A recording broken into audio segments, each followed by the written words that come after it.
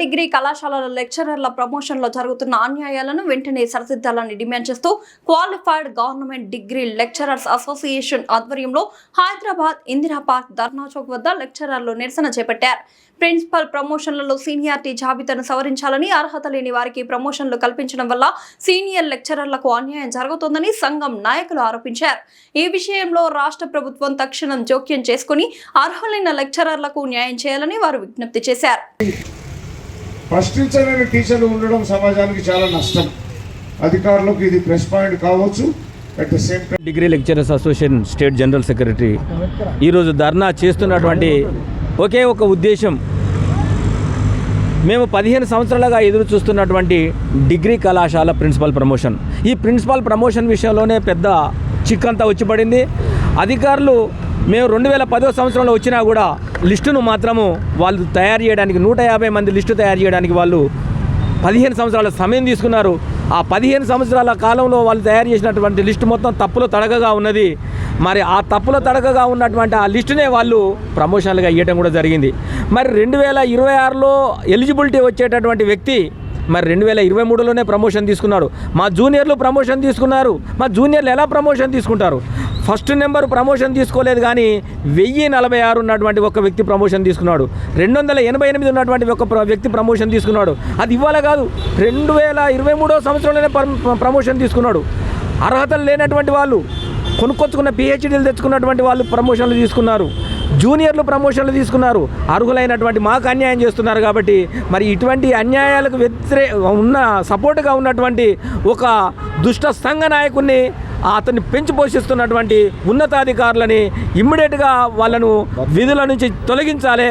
వాళ్ళను తొలగిస్తేనే ఈ యొక్క ప్రమోషన్లు అనేటివి, డిగ్రీ కాలేజ్ ప్రమోషన్లు అనేటివి సకాలంలో సవ్యంగా జరుగుతాయని మేము ఈ ధర్నా వేదికగా ఒక జనరల్ సెక్రటరీగా మా యొక్క 1300 మంది యొక్క లిస్టులో ఉన్నటువంటి 1300 యొక్క ప్రతినిధిగా నేను ఇక్కడ క్వాలిఫైడ్ లెక్చరర్స్ అసోసియేషన్ తరఫున మేము అధికారుల యొక్క దృష్టికి, ముఖ్యంగా ముఖ్యమంత్రి వారి దృష్టికి ఈ విషయాన్ని మేము తీసుకెళ్తున్నాం. ప్రభుత్వం చర్చలో పిలిస్తే మేము qualified government degree lecturers association తరఫున I'm doctor Praveen Kumar, TS Praveen Kumar, president and associate professor of English. ఈరోజు ఈ ధర్నా యొక్క ముఖ్య ఉద్దేశం ఏంటంటే, డిగ్రీ కాలేజ్ వ్యవస్థలో జరుగుతున్న అన్యాయాలు, అవినీతి, అక్రమం పైననే మేము మా యొక్క వాయిస్ స్వరాన్ని గలాన్ని విప్పుతున్నాం. ఇవాళ ఈ ధర్నా స్థాయికి వచ్చామంటే మేము అనేకమైన రిప్రజెంటేషన్స్ ప్రభుత్వానికి, కమిషనరేట్ గారికి అందజేశాము. ముఖ్యంగా ప్రిన్సిపాల్ ప్రమోషన్స్లో జరుగుతున్న అవకతవకల గురించి వారి యొక్క దృష్టికి తీసుకెళ్ళారు. కానీ కమిషనర్ గారు స్పందించారు, కానీ ఈ యొక్క లిస్టు తయారు చేసిన అధికారులు మాత్రం ఎటువంటి స్పందన లేదు. రోజు వాళ్ళ యొక్క మొండితనము, అవినీతే పెరుగుతున్న తప్ప న్యాయంగా వాళ్ళు ఆలోచించే పరిస్థితిలో లేరు. మరి ఇటువంటి సందర్భంలో మాకు మిగిలింది ఒకటే మార్గం. ముందుగా మేము దీనికి హంగర్ స్ట్రైక్ నోటీస్ ఇచ్చాము, కానీ మరి పోలీసు వారి యొక్క ఆజ్ఞానుసారంగా దీన్ని మేము ధర్నాగా మార్చుకోవాల్సిన పరిస్థితి ఏర్పడ్డది. అది కూడా 1 డేకి పర్మిషన్ ఇచ్చారు.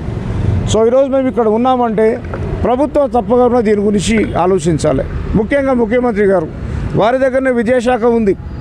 గతంలో మాకు విద్యాశాఖ మంత్రిగా శ్రీధర్ బాబు గారు ఉండేవారు.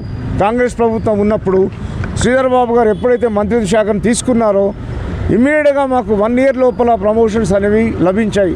క్వాలిఫికేషన్స్ ఉన్న వారికి మొదటిసారి ప్రమోషన్ వచ్చిందంటే కాంగ్రెస్ ప్రభుత్వంలోనే శ్రీధర్ బాబు గారి నాయకత్వంలో మాకు వచ్చిన ప్రమోషన్స్. మేము ₹1 కూడా ఖర్చు పెట్టుకోలేదండి ఆ టైంలో. ఇప్పుడు మా యొక్క విజ్ఞప్తి ఏంటంటే ముఖ్యమంత్రి గారికి, అదే శ్రీధర్ బాబు గారిని పిలిపించి వారు మాకు మధ్యవర్తిగా ఉండి ఈ ప్రిన్సిపాల్ ప్రమోషన్స్కి వారు మధ్యవర్తిత్వం స్వీకరించాలి. ఎందుకంటే వారు ఒక న్యాయపరమైన మంత్రి గారు, ఎథిక్స్ ఉన్నవి, చదువుకున్నవాడు, అదేవిధంగా నిర్మోహమాటంగా మాట్లాడగల వ్యక్తి. ఇప్పుడు మెయిన్ డిమాండ్ ఏంటంటే ప్రిన్సిపాల్ ప్రమోషన్స్లో సీనియారిటీ లిస్టుని సత్వరమే సవరణ చేయాలి. చేసుకుంటూ ఎవరైతే సీనియర్స్ ఉన్నారో వారికి ఉన్న సీనియారిటీ ప్రకారమే లిస్టులో ముందుంచాలి. ఎవరైతే జూనియర్ అడ్డదారులు ముందుకు వచ్చారో 90 మంది వచ్చారండి, ఈ 90 మందిని కిందికి తీసుకెళ్ళాలి. ఈ 90 మంది రావడానికి కారణం ఏంటి?